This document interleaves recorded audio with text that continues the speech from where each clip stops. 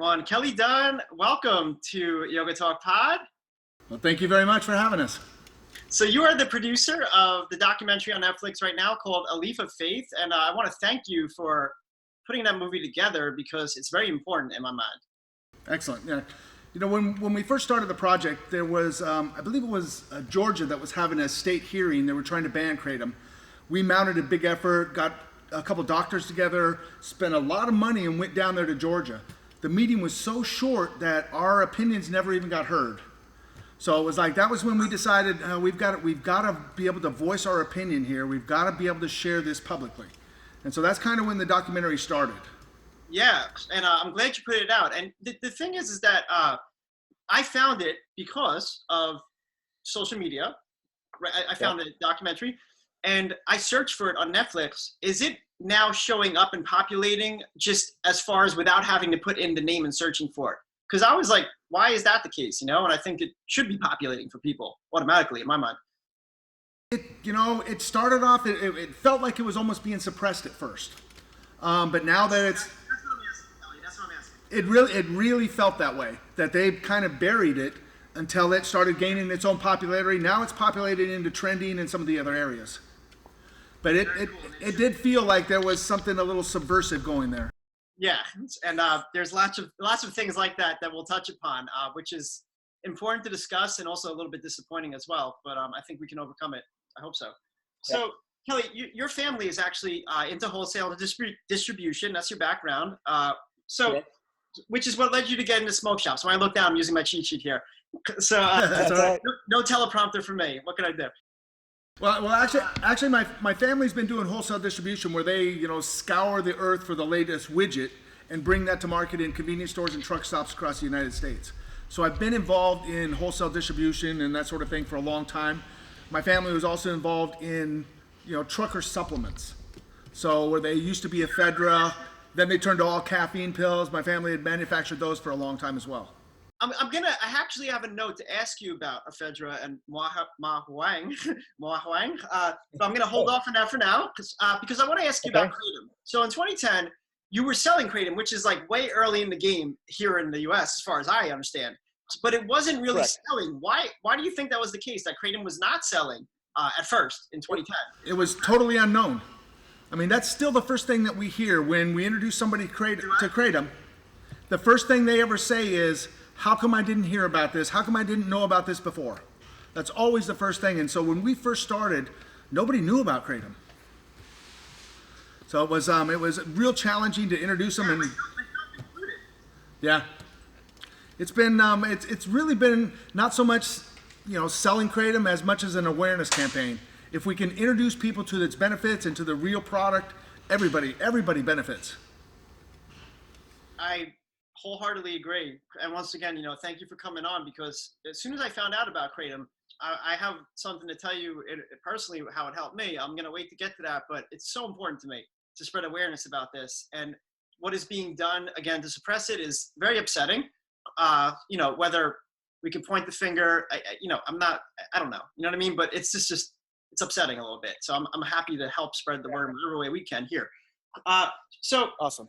What got you so interested in Kratom? Because to me, it's amazing that it's like this panacea, sort of. It's like the universal leaf that could really be used for so many different things. So what got you interested in it at first?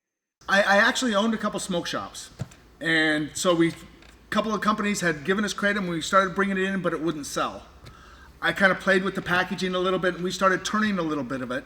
But I really got interested because I was into boating, and it was we raced professionally, and I got into a boating accident, and I was prescribed Percocets, and I didn't really get deep into the addictive nature of it, but I did get to the point where it was bothering me that I wasn't sure my day was going to be okay if I didn't take a pill. And we knew about Kratom. One of my buddies introduced it to me, at the store level. So I started taking it, and it made getting off the Percocet seamless. It was so easy, almost too easy. Yeah, well, that could be the source of some of the resistance, I'm sure, from the B. So how did you actually come up with the idea and then the traction to put together a movie. You're not in a movie making business, but I'm glad that you got this movie together. You got Chris Dunn, who's the host and the director, the narrator and director, who's done Bigger, Faster, Stronger, and also Prescription Thugs. So he's right on board with this push of natural medicine. How did you connect with him? How did you come up with just getting the movie together and getting it bought and, you know? Well, one of our good friends, we have a mutual friend, Chris Bell and I. His name's Horseshoe, Matt Weiss, the guy, the 90 pain pill a day guy in the movie. I've known him personally. I've known him personally for a bunch of years. He lives here in Las Vegas. We were friends. My wife and I were watching Prescription Thugs and literally crying, watching the screen, thinking, man, these are people that's just one person removed from us, and they're going through all this stuff. And damn, man, I just took it really personal that we're not doing everything we can to reach out and help people. And these people, these guys are just one person removed from me. So we got a hold of Matt, we made the meeting with Chris Bell, we got involved, introduced them to Kratom, and yeah, it just took off from there. But Chris Bell had some contacts in the movie industry for making his 3 other documentaries. So we had some pull, had some traction there. And during the making of the movie, we got involved with a couple of the Netflix executives, actually. One of them had an issue with somebody they knew that had some opiate problems, and so it's worked out really cool. The statistics that are in the movie are just preposterous. It's insane how many people, especially in America, are using opioids and are addicted to opioids, and how many deaths there are in this country. I had lost a couple of friends. I'm 42, and I lost a couple of my friends this last year from that. Just from being overprescribed. Agreed. I mean, one of my friends from a couple years ago just reached out and touched base with us this week. His 70-year-old parents were addicted. Their family physician got them addicted to pain pills, and they just both got clean with Kratom. His 2 grandparents in their early 70s. It's crazy. Yeah, I just showed someone the movie today, the trailer. I have the movie at home, but I was teaching a yoga class. I told my students, you gotta check this out, And I showed them the scene, which is on your Instagram page. With the older woman, the senior woman, who was on at least 8 or 9 prescription drugs. And it's just like, this is what the senior population is turning into, among really the whole population, but the seniors are now taking way, way too many prescription drugs because it just seems like that's just the route that's happening, So Kelly, I found out about Kratom on my way to get CBD in an effort to just have something that would help me sleep, because I was put on in 2002, right after my dad passed on September 11th. I was put on an antidepressant, an SSRI, and also Klonopin, and also Adderall. So I had really a nice mix of uppers and downers going on. And I don't encourage anyone to do this, really, honestly, but I got off all of them the same weekend. Oh, wow. So when I went to get CBD, there was a sign closer to the store. The sign by the road said CBD oil. When I got to the door, it said Kratom. I said, what is that? So I asked the guy, I was like, how did I never hear this again? We all say that. And I used it, and I swear to you, I got off all 3 of those drugs within a week and a half. And without the Kratom, I know the withdrawals would have been unbearable. Unbearable. That's a brave thing to do, and kind of dangerous the way you did it too. The word heart attack was thrown around by some people close to me. That's the other side. Yeah, but here you are. So. Well, and I do have Kratom to thank for that, because I know from past attempts how horrible the withdrawals are in SSRIs, especially, and the Kratom does help with withdrawals, among other things. It is such a useful tool in our daily lives. Dr. Schoenwetter, the older gentleman in the older physician in the movie, he talks about it. One of the things he likes to say is it really fills in the potholes in life. It just fills the potholes in, makes the road a lot smoother for us. It does, and the amazing thing is that it activates the opioid receptors in our brain. However, it does so without causing the withdrawals, which is just an unbelievable combination, that it facilitates that, but it doesn't come with the bad stuff, which is it's too good to be true, but it is true. First, I want to start with the need to get Kratom regulated. It's important to get it regulated so that people know it's safe, because of the misinformation. I agree. So can you talk a little bit about what the process has been like to try and get some standards and regulation? I know that you are, you talk to the people at the American Kratom Association who are really, trying to be great advocates to get this legal on a federal level? I support the American Kratom Association a great deal. I know them personally. I think they're the right people for this job. I think they have the right message, the right information, and they're bringing the science behind this. The American Kratom Association are the right guys, and we should all support them. So that's something as you're growing this, please encourage your followers to get involved with the AKA and help us fight. It's a really worthwhile message. I will, for sure. And the thing that blows my mind, Kelly, is that when I say it could be the FDA. I think it's the FDA and maybe DEA, but I'm pretty sure it's the FDA, is trying to schedule it with Schedule 1 alongside heroin and LSD.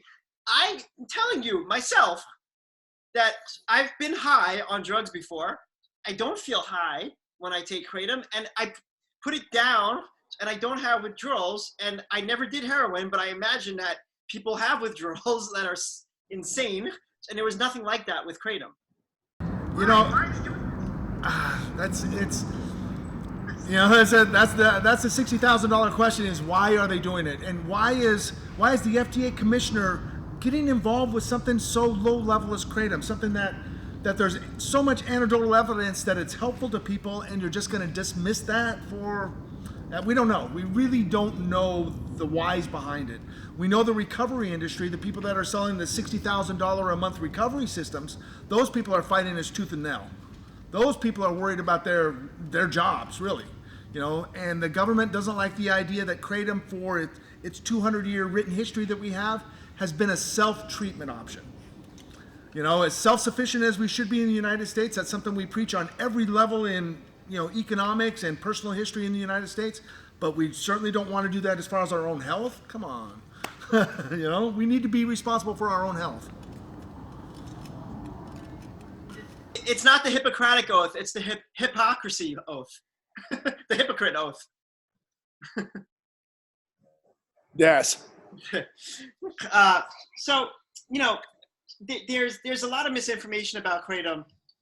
Can you talk about some of what has been passed around as far as misinformation? So the biggest piece of misinformation that I think is out there is the idea that there are strains or different types of Kratom that serve different purposes. Kratom is a plant. We know this from funding the research for the last couple of years, that there are no differences between the different strains. There are some differences in the climate that it's grown in and the drying technique that's used for it. So it creates about 3 different types of effects that we're aware of at this point. That's why we have 3 different variations of our products. But the idea that there are these boutique strains that do certain things just isn't true. Kratom is basically Kratom with a couple of variations, a couple of ways that it's dried, different areas that it's grown in, produce little different effects.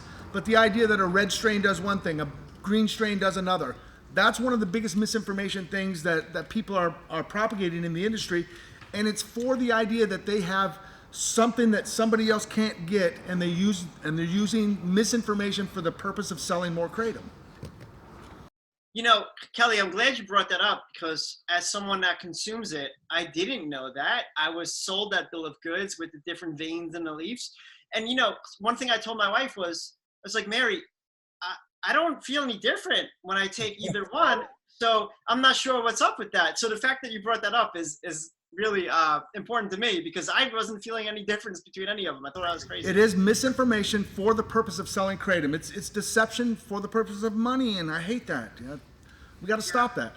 And some of the biggest vendors say they have 47 strains, all these different ideas that, it's just not true. Well, okay, so with the leaf, because they do have the different color veins in the leaf. Correct. But Correct. That being said, what are the 3 things that us as consumers, and you own Urban Ice Organics, which distributes and supplies Kratom, which is important because we know that it's good if we get it from your company.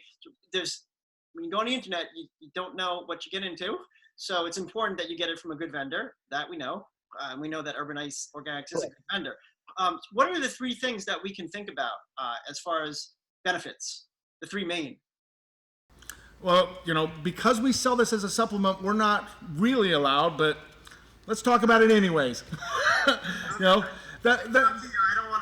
Well, here we are. The area is, and we're not using this information to sell product. We're using this information to talk about Kratom in general. And the three biggest things that I think Kratom really covers in the area. I don't have a lot of health issues myself, and so Kratom for me is an energy supplement. It's a pre-workout that I use, to kind of fill in some potholes, get through my day, and when I need to push a little extra, I can take Kratom to push a little extra. It's a great energy supplement for me. For a lot of other people that have pain issues and stuff, Kratom is an agonist to those same receptors. So because it's an agonist to those same receptors, it provides the same type of pain-killing qualities that opiates would. Because it hits the same receptors, it affects people, it works in the body the same way. So it provides that same pain-relieving, analgesic qualities. It does do that, and that's pretty well known, and it's not something that's really up for debate. Some of the other things, because Kratom synchronizes a lot of the body's activities, it allows people to think clearer, get more stuff done. It's really effective if you want to get something done. I'm with you on that, again, as a consumer of it. And people should know that although it does have analgesic effects, right? It's part of the coffee family, the coffee plant family. Just like coffee has an alkaloid called caffeine, Kratom has some alkaloids similar to that provide some energy. So, but it's a different type of energy for me. And I love the two in combination, honestly. Caffeine and Kratom. It's getting into the misinformation and some of the things that are coming around. There have been news reports of deaths that are linked to Kratom. It blows my mind. I'll speak for myself. I think it's crazy because those deaths also involve uses of other drugs and alcohol, including prescription and non-prescription. And they're linking Kratom, and it was found, as far as I understand, that the Kratom was not the sole cause of any of those deaths. Correct. I mean, there's been misinformation where they've said that there was a car accident where the gentleman died in a car accident, had Kratom in his system, and they're calling that a Kratom-related death. There was a gunshot wound to the chest, and the guy had Kratom in his system, and they're calling it a Kratom-related death. They're reaching a little bit. Dr. Babin that works with the AKA has done an analysis and really gone through all of the 44 deaths, and most of them are just BS. All of them involved other drugs and I thank, again, A Leaf of Faith, your documentary you produced, you go into those cases and talk about them, and then some of the cases individually, and really shed some light on that, which I think is very important. I want to bring up a person that is in the movie, and I don't know her name. I just know she's a legislator in Florida, and I really wanted to throw something at my screen. I'm not violent. I'm a yogi, but she frustrated me. And I don't know, again, I don't want to say her name, I don't know it, but she was speaking, railing against Kratom, that it's the worst thing since Satan. And I just don't understand the motive for this. Maybe I do understand, but what's, where's all that coming from? And why is it in Florida? Why is Florida always got to fuck everything up? Well, Kristen Jacobs is the legislator down there, and she's in Broward County. Broward County was home to all the pill mills.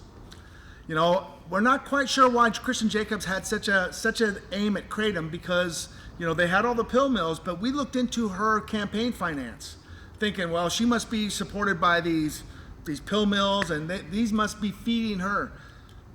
But it didn't seem like there was that connection. I mean, her campaign contributions were very minor from the medical community and so forth. So she had some other reasons. Maybe she really believed what she was preaching, that Kratom really is this demonic herb, I don't know. But she didn't seem to be influenced by any outside forces that we could tell as far as money or anything like that. She just really believed that Kratom was a bad thing. Okay, well, clearly she's misinformed. My opinion. Yeah. You can speak in turn on that. Yeah. So we have listeners, because this is a podcast and it's all over the world, but I want to focus on the U.S. for now. So Okay. if we are in the States and people are listening from all over, who knows what state right now, can you talk a little about the legality, which states perhaps it's illegal, because I think more states it's legal than illegal, in as far as my knowledge goes. And also, you are an online vendor of it. How does it work for someone listening right now? Sure. It's like, man, I want to get this from Urban Ice Organics, but if I'm in a state where perhaps it is illegal, right? Can they still order online? I don't know anything about that, so therefore I can't give any information about that. So the states that have passed the bills that have outlawed kratom, the majority of them have done it on what we call a synthetic drug bill, where they were trying to stop the chemicals that were involved in the spice industry, the synthetic marijuana deal. And so they started outlawing the chemical compounds that they were putting in this synthetic marijuana. And they listed mitragynine and 7-hydroxymitragynine as if they were cannabinoids made using to make this spice. And so that's how 3 of the states passed it in the synthetic drug bill. You know, so it was really deceptive, and we didn't even know that was happening until it was already passed. The other states, like Tennessee, who originally had passed a bill to ban kratom, they also have a medical doctor that's a senator, Senator Green, who got involved, and he turned everything around and said, no, you guys are so misinformed about this. This is helping people. Let it pass. We can do without the extracts and the really strong ones, but the raw leaf needs to be in our system to help veterans and help a lot of people suffering in here. So it's not fair to ban it. Right now, we're fighting a big battle in Ohio, where the Ohio Board of Pharmacy is saying this has no medical value. This is a problem. So we just passed the comment period on the 18th, but Ohio is thinking of banning kratom right now, and they have one of the worst death situations from opiates in the nation. You know, I don't understand how this is going on, honestly. You know. It's disturbing, to say the least. There's a lot of words, but disturbing is for sure one that pops to my mind. That could be neutral, non-biased. It's just disturbing. I could say I'm pissed off as well, but that would be very personal. So we talked a little bit about the different strains, and I'm glad you cleared up the misinformation and that they really don't have an effect on what we should expect when we pick up kratom. We could tell people listening that are new to kratom, because I feel like there's a lot of people that are going to be new to it, which makes this all the more worthwhile. Your documentary, your company, and this interview is that you could take it in capsule form. You could also take it in powder and throw that powder in a tea. So the one thing which would make no sense to do is shoot it. And that's some of the misinformation that's been coming out, is that some of the deaths have been associated with, or no, some of the misinformation was saying that people were using it and shooting it intravenously, which would make no sense, because when the alkaloids become heated, they are not potent anymore. Well, the biggest problem with kratom being injected is it's not water soluble. It's not water soluble, so you can't mix it with water to inject it. You would have to mix it with some type of oil or fat, or you know, I don't see how it's even possible, honestly. It's not water soluble. You're not going to be able to put it into a needle with water.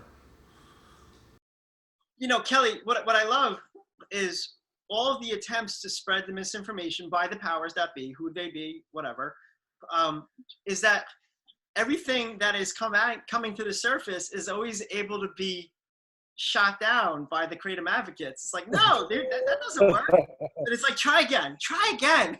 Yeah. You know? Which is crazy. Yeah. It does come. I want to ask you about. Well, it does come. Go ahead. No, go ahead. I'm sorry. Go ahead. Well, it does come. A lot of people sell this product in a baggie that looks almost like heroin. You know, so I can see where people are disturbed by the way it's presented to the public. It's, you know, it's not in its best interest.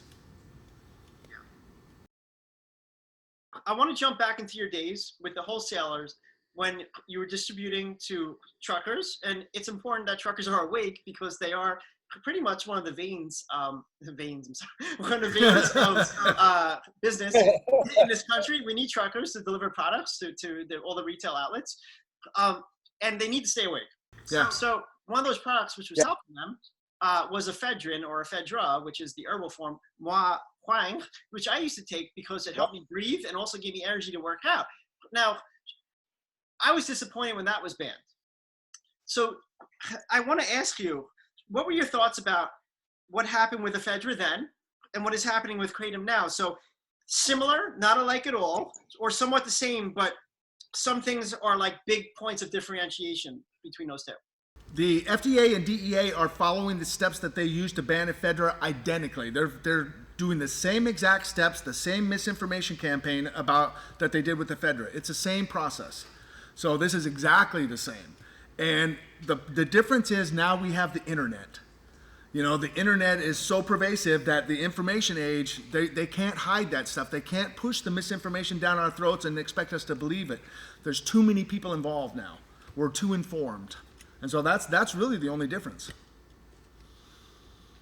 I'm with you on that, and I wish the internet was as big as it is now then, because I was so disappointed that something that helped me so much could be taken away. There were some other issues also.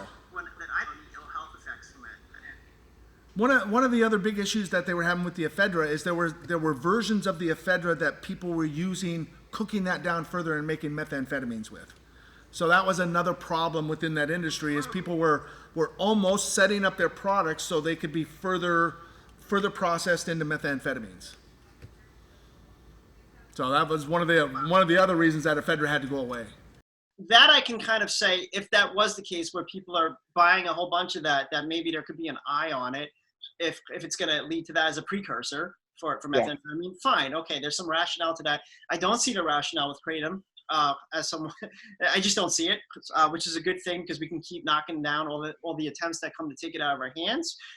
What I want to ask you is the cross section of people, because of opioids and because of painkillers, right, that people need. The cross section of people that consume Kratom is so wide. We're talking about seniors with pain, veterans, all the way down to just people that use it to work out that are generally in good health. Do you think that is something unique about Kratom as opposed to some of the other things that have been banned in the past?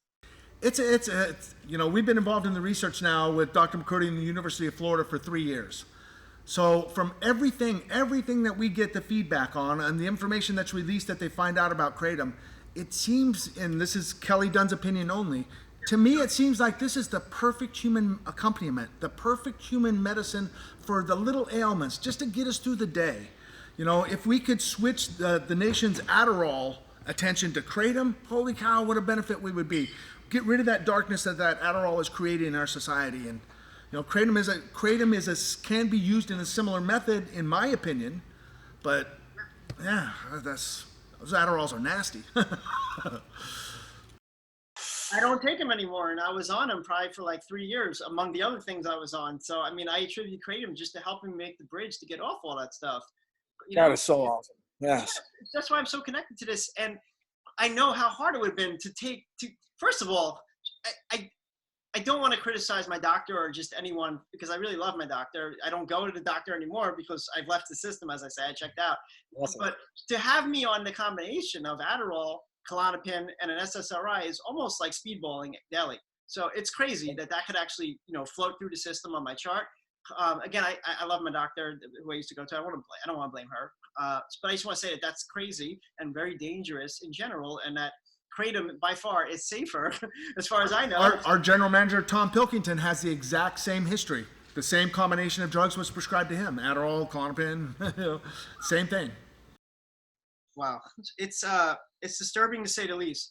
Kelly, I don't want to take up an enormous amount of your time. I know that you're busy. You're running a business. And I want to thank you for putting together a Leaf of Faith documentary, which is available on Netflix. Also, Urban Ice Organics. I want to promote your company where people can get good Kratom at quality that's regular, that has an eye on top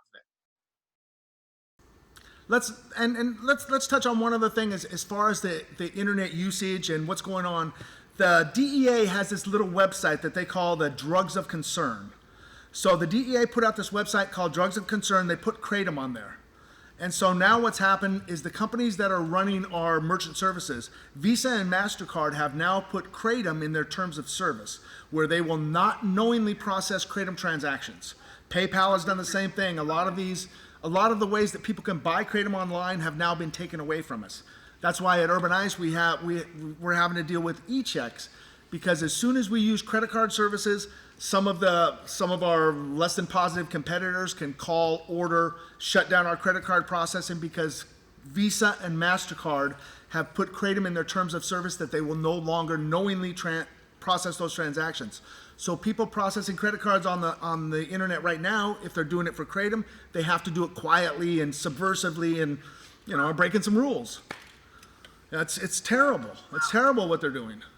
That, I didn't know that, and I thank you for actually bringing that up, because shame on Visa and MasterCard. I mean, look, I'm a zit in terms of stature compared to them, but shame on them, and I'm happy to speak out about that and share that's going on. That's horrible. And they're both publicly held corporations. So as the more public finds out about this, the more we can do something about this. Well, again, I'm going to be as loud as I can about this, and I feel good that in my life I can help something that's so good for people in whatever little way I can be exposed and be aware of that. The question that I have to ask you in response to the information you give about Visa and MasterCard, is Venmo okay? Is Venmo okay? Venmo is okay. It is okay. Venmo, Zeal. What are some other ones? Quick Pay Cash App. Quick Pay Cash App. There are some others that are still pretty good and open. PayPal was the first one to ban Kratom, which is so strange to me. But again, if they're given the information, or if they're given the misinformation that this stuff is harmful, then they're doing the right things by stopping it. But closing the door to the information so they can't continue to analyze it, and if there's new information, let the new information in, because there's so much anecdotal evidence that this is helping millions of people. Please, don't shut the door without taking a look. Yeah, and how about tobacco? That's still legal as far as I know.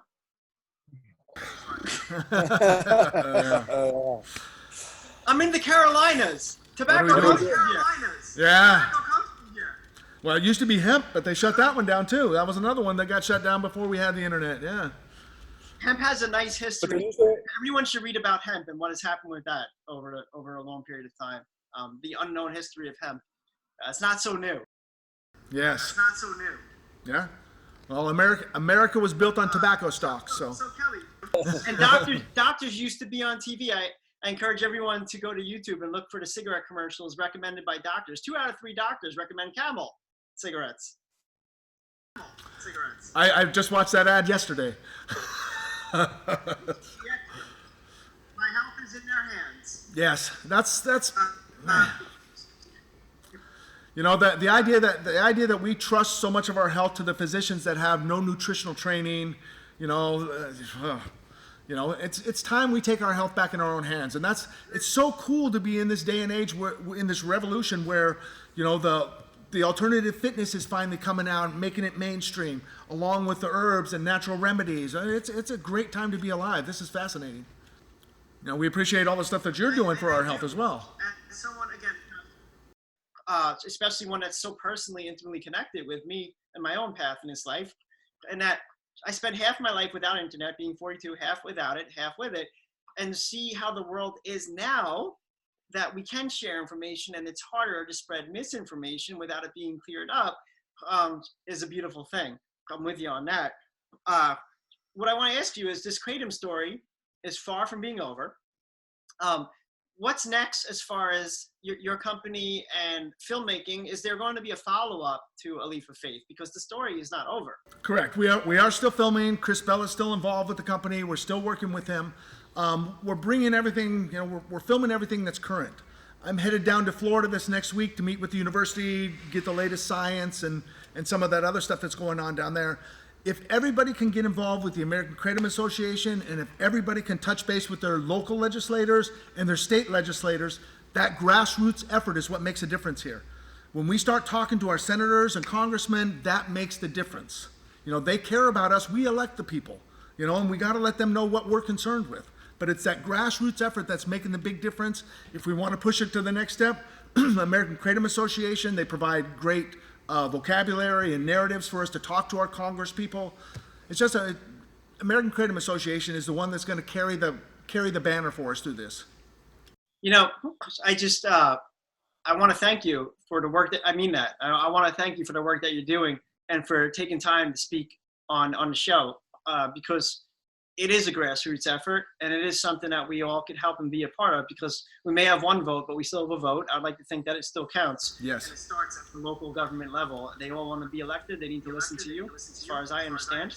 So, Kelly Dunn, thank you so much. Producer of the documentary A Leaf of Faith, and also owner of Urbanites Organics, which is putting out good product, good Kratom. And I'll put the link to your store on our show notes. Again, wherever you are, I hope you're in a legal state. If you're not, that's on you. So I don't know anything about that. And use Venmo. Yes, use Venmo or the Cash App, and the other ones that e-checks work really well too, because they can't do anything about e-checks. Well, Kelly, I'm going to hold you to this. I'd love to have you back on when the new documentary, when the next chapter of the documentary comes out, because the story is ongoing, and I really want to work hard and be victorious in this fight, because I don't want another Ephedra. I want Kratom to stand for the long run. Well, thank you for being so like-minded and helping share and spread the word. We love this stuff. Absolutely. Thank you, Kelly. Thank you.